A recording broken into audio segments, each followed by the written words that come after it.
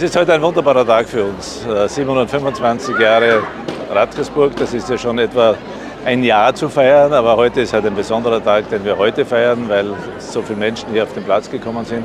Und gleichzeitig haben wir auch den Hauptplatz eröffnet, der jetzt neu gestaltet wurde. Er wurde modernisiert und für uns als Zentrum auf den neuesten Stand gebracht. Und das ist etwas, was, glaube ich, für uns alle wirklich wichtig war, was wichtig ist für die Stadt. Und ich freue mich sehr, dass es heute so toll stattgefunden hat, abgesehen davon, dass es ein schönes Wetter war. Also insofern, und bedanke mich bei allen, die dazu mitgewirkt haben. Es waren sehr viele, die dabei mitgewirkt haben, und das ist ein großes Dankeschön von meiner Seite.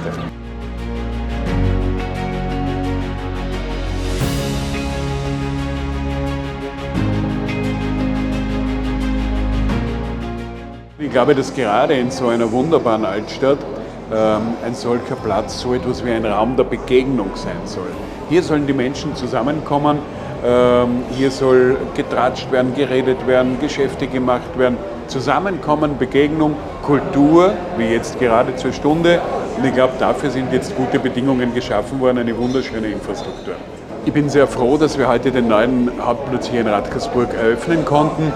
Diese Stadt ist so tief mit der Geschichte der Steiermark verbunden und ist so eine wunderschön erhaltene Altstadt, dass es einfach schön ist, diese neue Initiative zu sehen und zum Jubiläum 725 Jahre gratulieren zu dürfen. Radkersburg ist mir immer ein Herzensanliegen, weil ich diese Stadt wirklich liebe und wie ich weiß auch Vorfahren von mir aus der unmittelbaren Umgebung stammen. Also insofern immer einen Besuch wert, diese wunderschöne Stadt Radkersburg.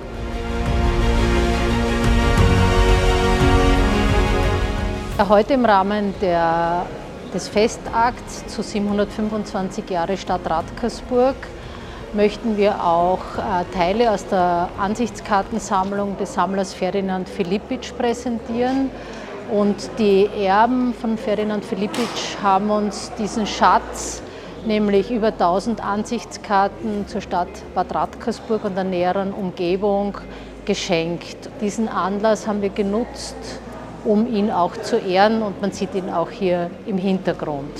Gleichzeitig haben wir eine Festschrift herausgebracht, die in erster Linie Dr. Hermann Kuras verfasst hat, wo es darum geht, um die Urkunde aus dem Jahr 1299. Hier ist sie, und seit diesem Zeitpunkt ist Radkersburg bereits Stadt mit Stadtrecht. Wir gehen davon aus, dass das schon ein Jahr zuvor passiert ist. Gleichzeitig ehren wir heute aber auch den Fotografen Richard Brettner, der um 1900 hier Kaufmann war und Amateurfotograf, und im Hauptplatz 12 ist eine Installation mit einem Bild von ihm.